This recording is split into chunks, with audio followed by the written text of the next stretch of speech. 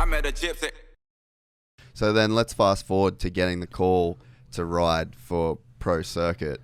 I mean, what's the, you've got the emotion that we just spoke about of, getting fired.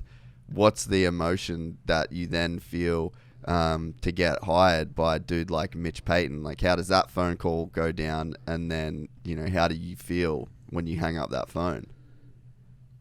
Yeah, actually looking back, the whole Supercross season when I was riding for GEICO, I knew I didn't have anything for outdoors.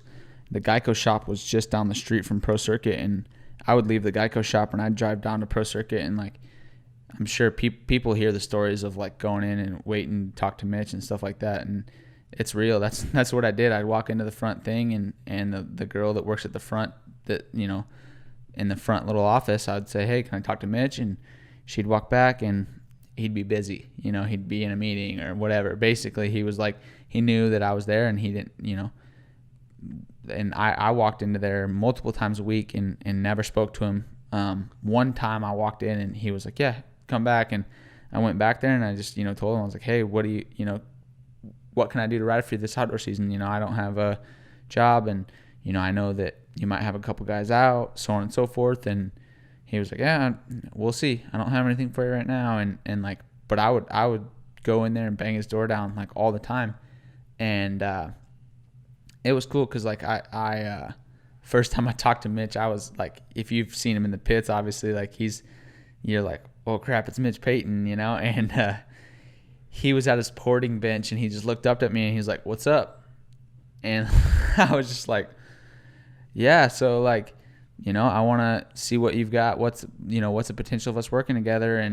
And like, I think he kind of poker faces it a little bit, and he just was like, went back to doing what he was doing, and I was just standing there like, what do I do, But it was cool. Like, then later on, he called me, and was like, hey, what do you got going on for next year? And we had some negotiations, and it was really straightforward, everything with the guys at Cowie. I went down, had a meeting, they had me an offer, we came to an agreement, and it was just, here's the deal. Like, it was, they're straight up people, and the biggest thing with Mitch is he's a straight shooter. Like, he says it how it is. If you were to make a handshake deal with him, he's real, like, he'll go through with it. And I'm not saying that that's how my deal went, but yeah, now that I've got to know him, like, he's a cool guy, he's an interesting guy, and he's really fun to work with. Man, that personality, like that staunch guy that, can sit at a porting bench and stare at you and just say like, yeah, what's up? And then, can leave you feeling like so awkward and so exposed. Like, that is a real test of character, like to have a guy put you through that, and for you to go back there multiple times and, to stay with it. Like, how many guys have gone into that office once and never had the balls to go back there? Probably every guy that I'm sure there was, when one guy gets hurt maybe on the team, I'm sure it's happened just recently, everyone that feels like they're on the edge of that ride, they've probably gone down there. But like, basically my approach was like, I knew that I was like, Pro Circuit's where I want to be. Like, I want to race for that team. I looked at it, I looked up to it a lot, still do. And I was like, what's the worst case? What are they going to do? Like, run me off? Like, put a sign out front that says I can't come in? That's fine, but like, I was going to give it everything I had, because like I felt like it was a good spot for me. And yeah, I'm glad that I did, because it worked out, and I'm really enjoying working with him.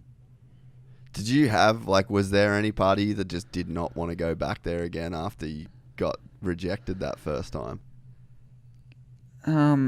Sort of, but I kind of knew the answer that he had. Like, I knew that if, he had something for me, I would have already known, and so on. But I just wanted to show them that, like, what can I do? Like, I want to race my dirt bike this summer, or race a dirt bike this summer. And, like, I think that I just wanted to, like, really make my presence be known, like the squeaky wheel gets the grease. And, I had a couple guys that, work with Mitch through, team sponsors and stuff, that I would talk to him and be like, hey, what's the deal? Like, what's going on over at Pro Circuit? Like, are they going to have another rider this outdoor season? And there was a few times where, like, towards the end, before I started riding for TLD that summer, I was close to possibly riding for Pro Circuit that summer, but they just ended up not taking a filling guy. But yeah, like I said, like, you can't really, in any negotiation, I feel like it's kind of if you want something, you gotta go after it for sure. Oh, definitely, dude. So is Pro Circuit still the best lights team?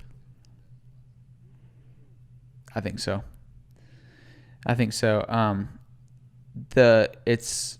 I haven't rode for all lights teams, but like it's the best spot for me right now for sure.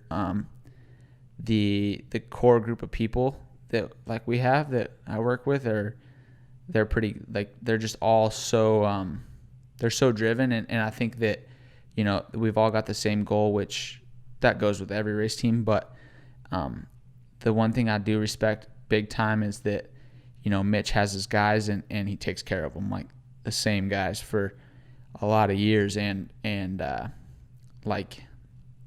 there's everything goes in waves, and we haven't won a championship for a little while, and I think it's coming back around though. Like, I want to be the guy to bring it back to that level and to win a championship for the team.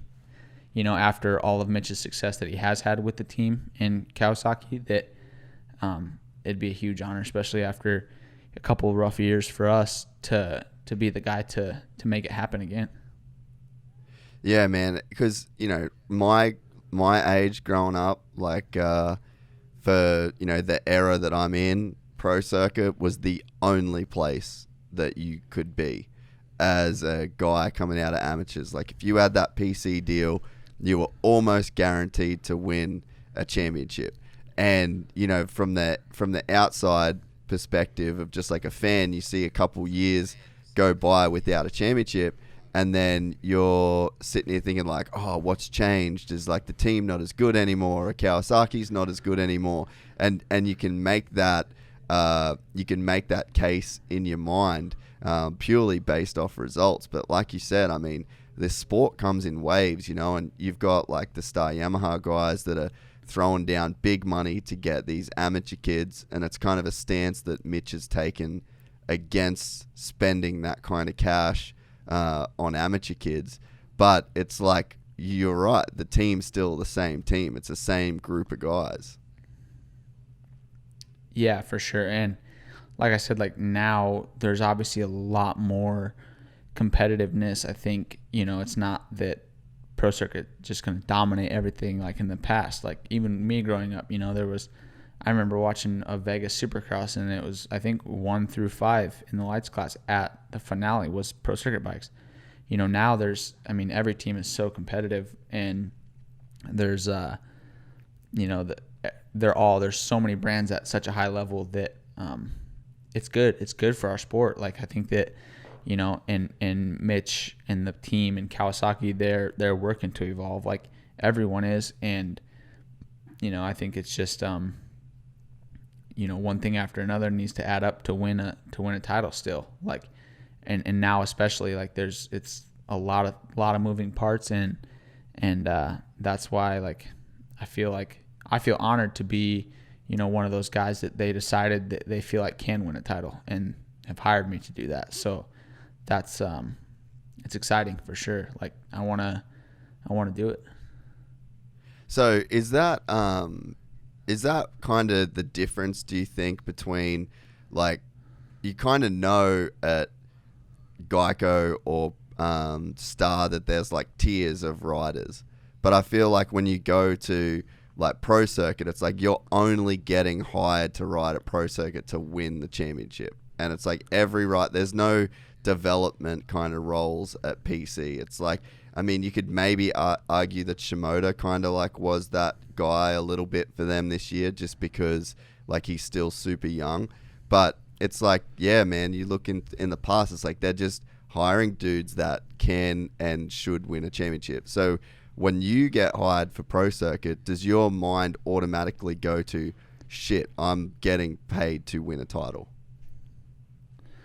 Yeah, I mean, I think that's one thing I really respect about the team is that they treat everyone with the same expectations, the same goals, the same everything. I think that, like if your goal isn't to win, then that's not, that you're not probably the fit to work with Mitch. That was something that, I almost struggled with in the past, is that maybe I didn't have that, expectation to be the winner. Like even when I rode as a filling guy on GEICO, like if I went and got 5th, the team was stoked because like I'm the filling guy, where for Mitch, he's like, if I'm putting the bike on the track, like, he wants your goals to be to win too. And like, there's, an expectation with that. You come after something that you didn't win or something that he felt like he could have done better. He's going to tell you, like, he's going to be straight up with you and be like, I felt like you could have done this better.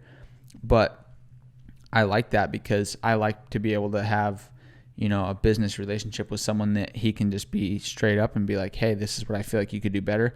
Because him having that expectation for me, I think it's a sense of confidence because, he believes that that's what I can do.